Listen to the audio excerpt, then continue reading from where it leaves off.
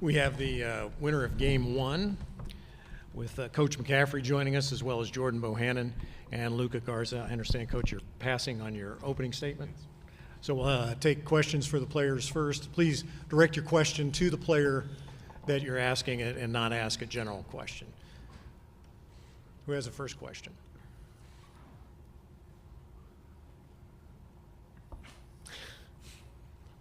Go ahead.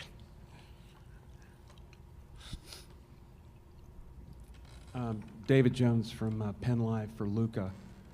When you guys were down 11 fairly late in the first half, I think it was, what did you think was the feeling of your team, and was there anything you wanted to accomplish personally to get your guys in a different mindset?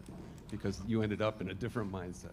Yeah, I mean, I think the timeouts at that stretch when it was 18-5, I think those were key. You know, everyone was communicating, and it's just a great feeling. The timeout. We knew a couple shots we missed. You know, we missed some chippies around the rim, and you know, we needed to get back and get some stops and rebound. You know, they started to get too many offensive rebounds. So I think, as a group, you know, individually, I wanted to get inside and post up more and post deeper. I thought in the beginning, you know, some of those guys were pushing me out of the spots I wanted to get to. And I think I did a better job of that through the course of the game, trying to get deeper, because it's easy for them, you know, come double or come poke me when I'm posting up the 17 feet away. So I try to do a better job in that, and I think as a collective group, we all try to focus in and string together some stops.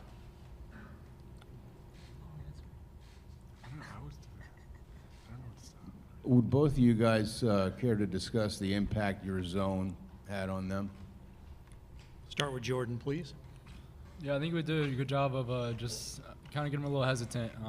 They're a really well-coached team. They run a really deliberate offense, and we knew that coming in. And we started out man, started the game, and they got a couple easy baskets, so we changed it up a little bit. I thought our press was really great tonight. They didn't know when to go or when not to go, so I thought we did a really good job just changing the pace of the game and control the tempo, especially in the second half. Yeah, I thought we were communicating. You know, they got some terrific shooters in Jennifer and Cumberland. And they were trying to run Jennifer to the corners and try to get him some open looks. And I think, you know, he hit a couple early where he was wide open. And so we tried to key in on that, and I think we did a great job just moving around, trying to, you know, make those shots tough for him.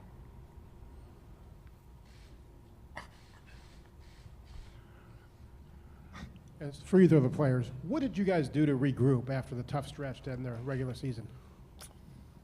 We just worked really hard. It wasn't a lot of fun going in that stretch. You know, we played really well at the beginning of the season, middle of the season, and but that's life in the Big Ten. That's why we got 8 teams in the NCAA tournament. I don't think we've lost a game yet in the NCAA tournament as well. So that shows a lot how powerful and strong this conference was. So a lot of it was just playing really good teams, and we knew that, and that prepared us to get ready for this NCAA tournament.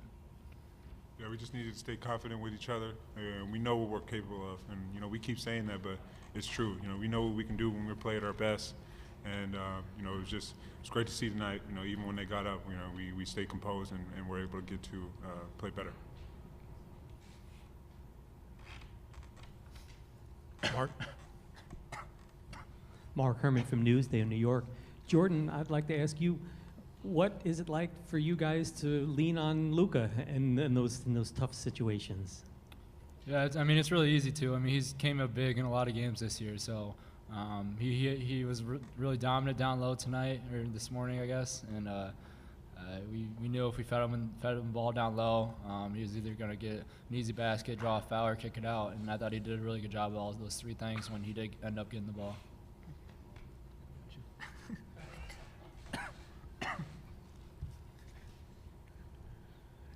Any other questions for our players? All right, you guys can actually go get something to drink and eat now. Thanks very much. Appreciate it. Eat some goldfish. Nice work. Any questions now for Coach McCaffrey? Mike? I'm Michael Presti, NCAA.com. Fran, you point for the tournament, you look up, and it's 18-5. What do you say to them at that point? Well, I think the most simple approach is the most logical one. There was 35 minutes to go, so no time to panic. It could easily have been we were up, and we have to keep playing well. So we made some adjustments. We changed the defense. You change some personnel a little bit. You start pushing some different buttons. But I think the critical thing is that the players maintain confidence. You know, you don't start screaming and yelling at them, blaming them because they didn't rotate and block out. We talked about block out. They had 9 offensive rebounds in the first half for 11 points. You know, if I'm spazzing and yelling at everybody for that, they're not going to lock into what we need to do on offense. What defense are we in? Who's on the floor for them? Where's Cumberland? Who do we need to get the ball to? So you just try to stay very businesslike. At that point, plenty of time. We're going to continue to do what we do. Maybe call a different offensive set or alignment. Give them a little bit of a different look, because when you're matching up, this is what they do so well. They're pretty good at it. So if you stand and you kind of run similar action, they're going to lock you up. So you got to have more ball movement, more people movement, more movement with a purpose to get better shots. And then, you know, we just needed to see it go in a little bit there. Thankfully, Isaiah made 2 early because we really were struggling. That was the 5 that you're talking about. But eventually, you know, Luka got going. I put TC back in after he had 2 fouls. He made a couple buckets, and Joe got a big one. We just sort of settled down. Then you felt like, okay, we can attack this thing successfully. Doc? Coach, did you play a lot of zone this year? And We did. Okay. Why in your mind did it work so well today? Well, sometimes you play zone because you think a zone will work against a particular team. Sometimes you play zone to change up what wasn't working. Our man wasn't working. We felt like we could mix our pressure, 3-quarter court. We played a couple different ways, and then our half-court zones, which we play a couple different ways. So that would, at the very minimum, keep them in front of us so we can see where they are. You're not guarding as much action. You know, you can sort of surround a painted area on a missed shot, and I think it helps you rebound. Some coaches would argue that it doesn't help you rebound. You know, I think it does. It keeps everybody there, and it put more pressure on them to shoot threes. You know, they're a team that's pretty good at it, but you know, tonight they were 6 for 27. Michael Beller, Sports Illustrated. How much time do you spend this week coming into today talking about that it might feel a little bit like a true road game being so close to Cincinnati? Truthfully, not very much. The thing about NCAA tournament play, there's other teams represented here today that don't care who wins this game. So the Tennessee people, the Colgate people, they don't care. I knew the Hawk fans would be doing the "Let's Go Hawks" cheer. Knew there'd be more Cincinnati people, but it's an NCAA game. You know, I didn't feel like in any way, shape, or form it was a road game to me. You know, I mean, I coached in '09. We played Ohio State and Dayton, and I remember like it was yesterday. And everybody from Louisville was rooting for Siena. You know, so it's a different kind of deal. Our guys were locked in. You know, every game in our league is a big stage. It's national TV. It's an NBA arena, and we're used to being on the road. We just played at the United Center. So, you know, the critical thing is to know and understand what do we have to do to beat Cincinnati? What do they do well? What can we take away? What can we do to exploit them? And not worry about who's in the 15th row yelling for one team or another. Mark? You never know how a freshman is going to respond. What is it about Wieskamp that made him be able to be so poised? Well, you know, the and thing so that was effective? impressive, I think, about him today was it didn't start real well for him. You know, a lot of times when that happens, guys struggle for 40 minutes. He has always done a really good job of figuring out, okay, what are they doing to me? What are they doing to us? What can I do that's different than what I've been doing? He's a very cerebral guy in that sense. And I think as the game progressed, you saw him become more confident in what he was doing at both ends. You know, he gets 19 points, it's a huge 3, but, you know, huge shot block at a very critical situation. I mean, he's just a guy that does a lot of things to help us win.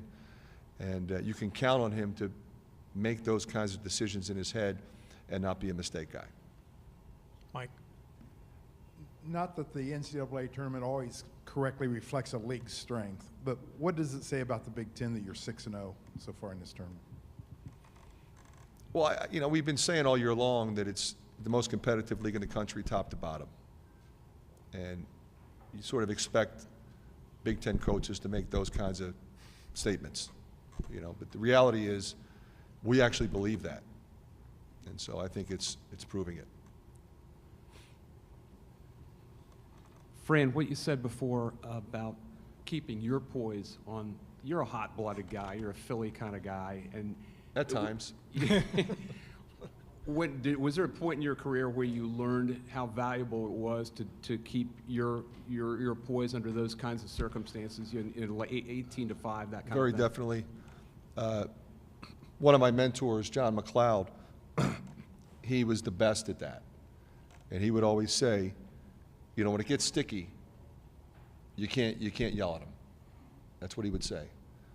So, when you see me get hot-blooded, there are various reasons for that, and it happens, despite what some people might think, very rarely. It doesn't happen very much in practice. It doesn't happen much in the locker room. At halftime, I bet coach went in there and yelled at him. No. But at crunch time and in key moments of the game, you can't lose your mind and start yelling at them. It's only going to lead to more mistakes. At that point, you need to build confidence. 3 big scores in the second half, Coach, off of underneath out of bounds. 2 of them came out of a timeout, a Garza 3, a Bear 3, and then you had a Garza layup. Those go-to sets for you guys underneath out of bounds, or is that something that came out of the timeouts? They're go-to sets for us, but the difference is, you can run certain action, but then you can move people around in that action, so it might look different. So we ran a typical action, but we moved people around, and that's how Luka got the 3 in particular. He's not usually in that spot, usually a guard or a perimeter guy. Thank you, Coach McCaffrey. Thank you. Congratulations. Cincinnati coach and players in 3 minutes.